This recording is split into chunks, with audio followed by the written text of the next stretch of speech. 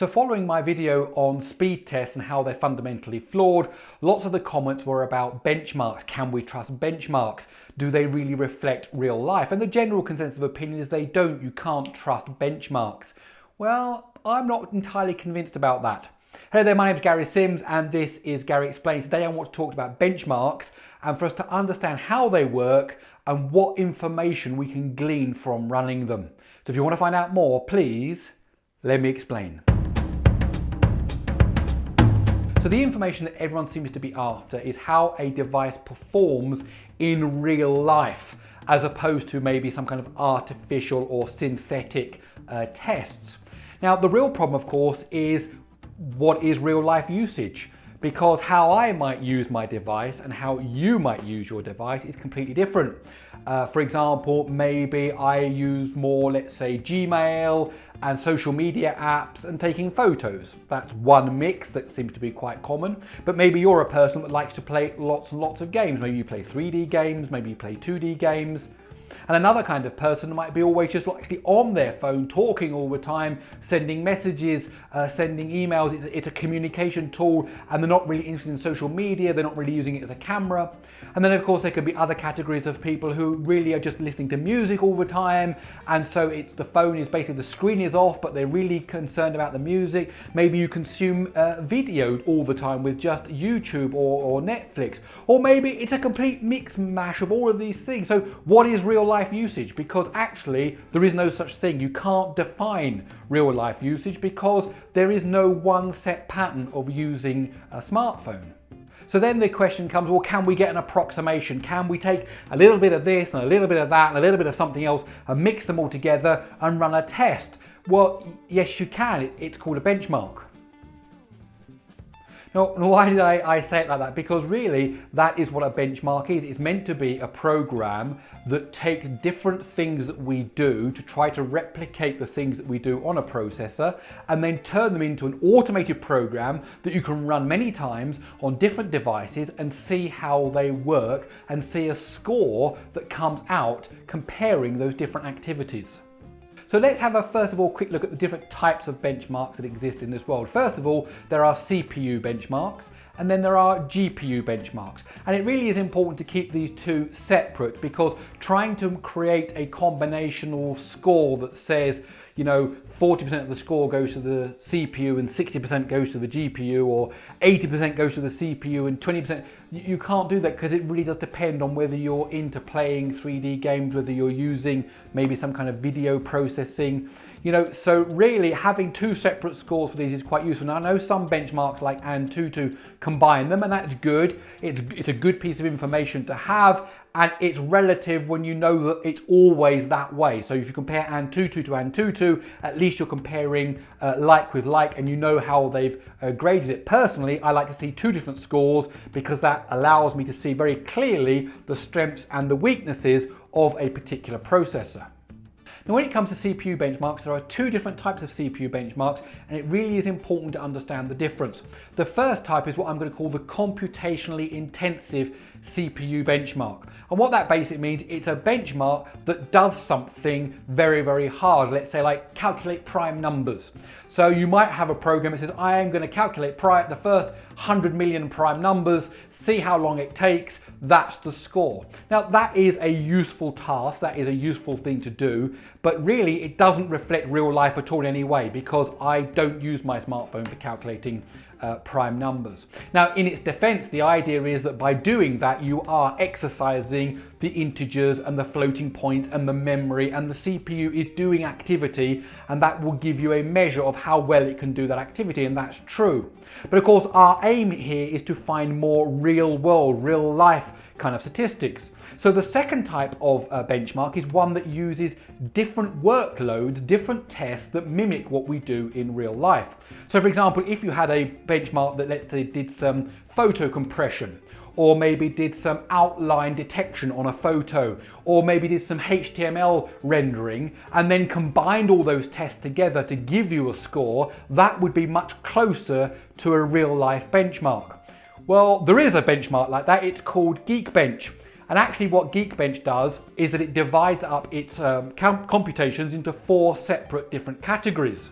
Before we go on, I just want to mention I am not sponsored or connected with Geekbench in any way whatsoever. I sent them an email once about 3 years ago to ask them a question, and that was it. That's the only time I've ever communicated with them. So this is my view of what their tool does, as simple as that. So as I said, it divides its workload into 4 different parts. The first part is cryptography, and it gives 5% of the overall score to cryptography.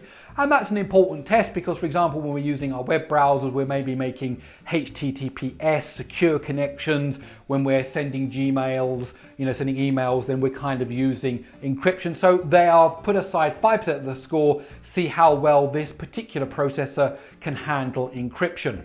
Now the next chunk of tests are all to do with integers. That's fixed numbers, so 2 plus 2 and 10 plus 10 and 15 multiplied by 39, not 2.1 or pi or anything like that. That's floating point. These integer tests make up 45% of the overall score. And the kind of tests they will do are things like compressing photographs, doing edge detection on photographs, running SQLite tests, and of course SQLite is the key way that Android stores preferences. When an app says I want to remember a high score, I want to remember a username, it generally stores it in an SQLite database. And it also does things like camera applications where actually it tries to simulate what a social media app like Instagram will do. So taking a photo, applying a filter to it, maybe saving it out to the storage, and it does that and measures how long it all takes. Now the next section of Geekbench test is to test floating point numbers.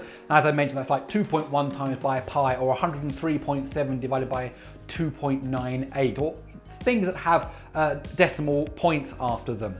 Now it does that using various different tests, including a Gaussian blur, including some 2D physics simulations, ones where you throw sticks up in the air and they kind of all fall down. Now it doesn't go on the screen because it's not testing that, it's testing the mathematics behind calculating all of those things. It even does some speech recognition, again all internally, to see how quickly it can process a particular piece of speech file. As I said, that's 30% of the score.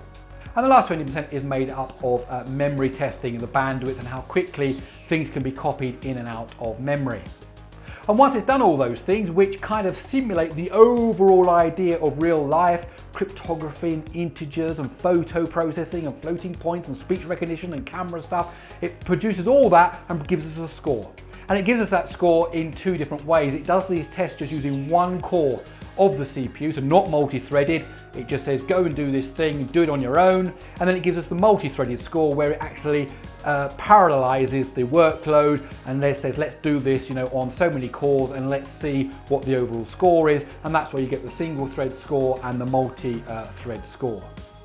So to me, when I look at an analysis of how something like Geekbench works, as opposed to something that, let's say, calculates 10 million prime numbers, I say, well actually that's pretty close to a kind of an assortment of the kind of things we do in real life. But that doesn't mean that benchmarks don't get things wrong. Of course they do.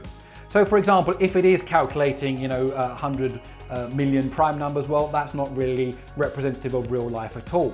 But the question is, this dividing up of 5% cryptography, 40%, 45% integer and 30% floating point, 20% memory, is that really a real definition of how we use our smartphones? Well, recently I saw some figures actually that ARM, the people that design things like the Cortex A76 CPU, have found out from all the different testing they do on their processors during the design stage, and they actually found out that floating point for normal operations of a productivity app, let's say like opening up a PDF file, there's hardly any floating point usage at all. Even when you're kind of scrolling around and doing things in the app, there's very, very little floating point usage. Actually, it's more memory and integer based.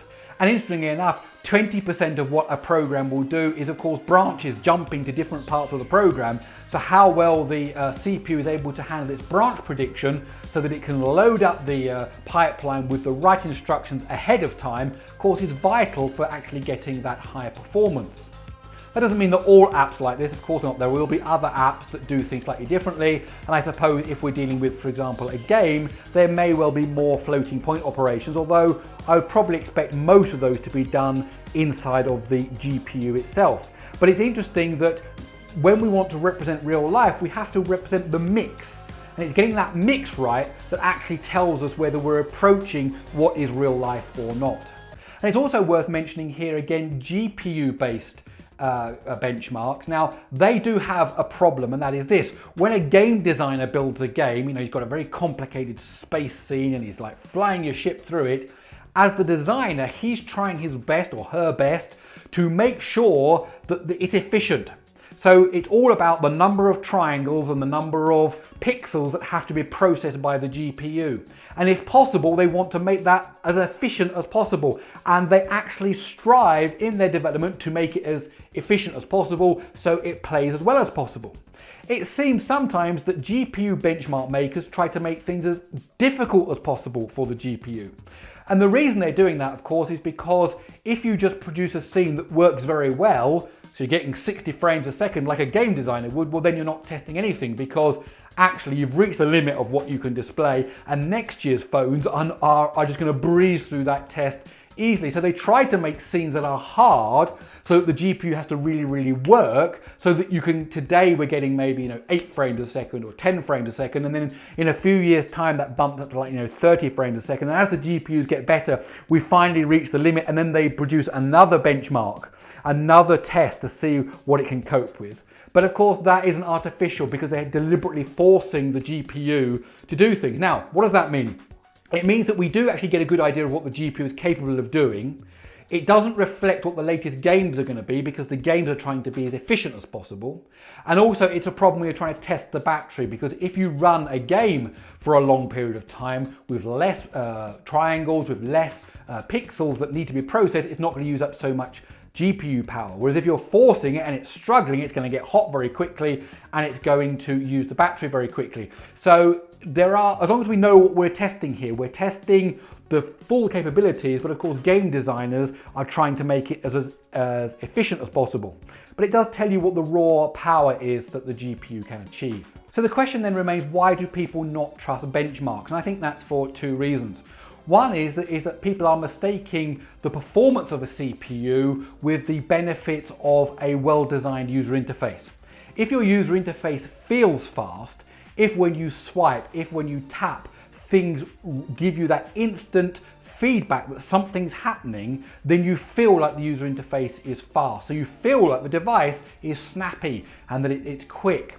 But that doesn't actually reflect what's really going on inside of the CPU. That's really a case of design experiences, user interaction experiences, and of course of usability.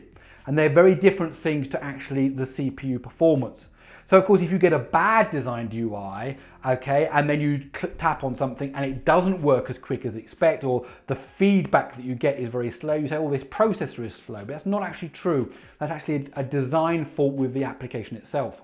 And of course, the other big thing to address is that some people have been caught in the past, some OEMs, with cheating. Now, people say, oh, therefore we can't trust benchmarks. Well, that's not true, because the point is, they cheated because they got caught. So actually, crime doesn't pay in this particular circumstance, because what actually is going to happen is that they're going to get caught and they will get found out, and actually that does cause them a load of harm in terms of PR, in terms of people's respect for the brand and so on. So really they're going to have to learn not to do it, because it causes them a lot of headaches. So the takeaway is, don't blame the benchmarks when there are OEMs that are cheating, and as long as people like me, and of course all of the people in the tech community, are checking that they aren't doing things that they shouldn't be doing, then of course we can always weed out those that are actually cheating, and the rest of the results we know are actually valid. So where does this all leave us in conclusion? In conclusion, I think it leaves us here that as a tool, a benchmark that tries to simulate real life is actually really valuable, because it is doing all the things that we try to do, with photos and with integer operations, and it's trying to do memory stuff. So it's trying to simulate what we're doing in the real world. And a tool like Benchmark seems to have a pretty good go at getting that right.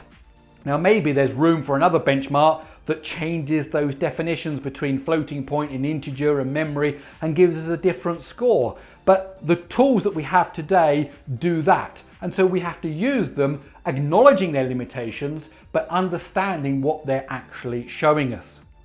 Okay, there you have it. I really hope you enjoyed this quick trip through an explanation of what benchmarks do and how they try to achieve these kind of numbers that we can then use to compare one device with another. Of course, in terms of measurements, there's so many things you can measure on a smartphone. Everything from its radio, transmissions, to the brightness of the screen, to the amount of heat it gives out, to its weight, to its droppability, to its water. There's so much that can be measured. Okay, that obviously a benchmark like Geekbench or Antutu is not going to measure those things. But when we're talking about the performance of the CPU and the GPU, then we do have some good tools that give us a pretty good idea, with some caveats, that tell us what's going on inside of that processor. So my name is Gary Sims and this is Gary Explains. I really hope you enjoyed this video. If you did, please do give it a thumbs up. Don't forget to subscribe. Please hit that notification icon so that you get notified every time I drop a new video. And well, that's about it. I'll see you in the next one.